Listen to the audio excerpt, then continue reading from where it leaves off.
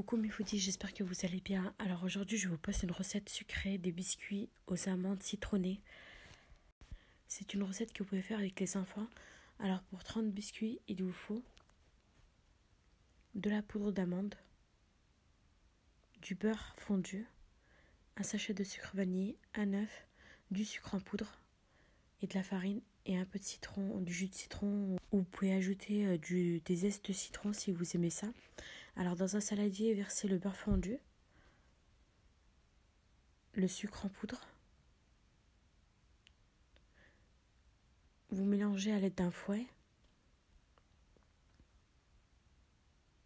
Pas besoin que le mélange blanchisse ou que ça double de volume. Juste le mélanger. Ajoutez un sachet de sucre vanillé.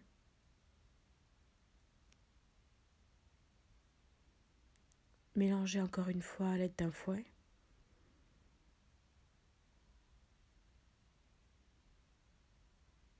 Ajoutez un œuf.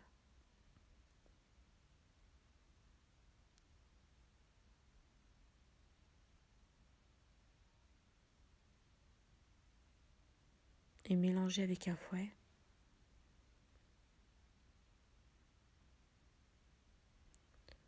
Il faut bien incorporer l'œuf avec le mélange.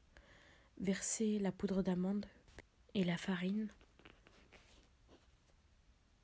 Puis ajoutez le jus de citron et des zestes de citron, ou vous pouvez remplacer par du jus d'orange avec des zestes d'orange. Vous pouvez choisir l'arôme que vous voulez. Puis mélanger à l'aide d'un fouet ou à la main ou avec une cuillère en bois.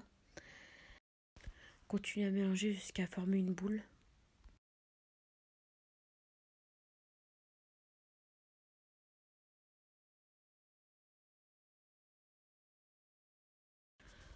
Alors prenez du film alimentaire que vous mettrez sur votre plan de travail. Disposez la pâte sur le film alimentaire et formez un boudin. Un long boudin rond.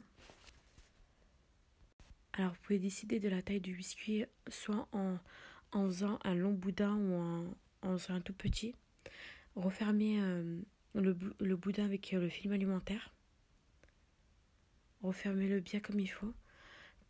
Puis mettez la pâte au congélateur pendant 10 minutes. Une fois le temps écoulé, retirez le film alimentaire. Enroulez avec la main le boudin pour arrondir le biscuit. Et à l'aide d'un couteau, tranchez votre pâte pour former les petits biscuits.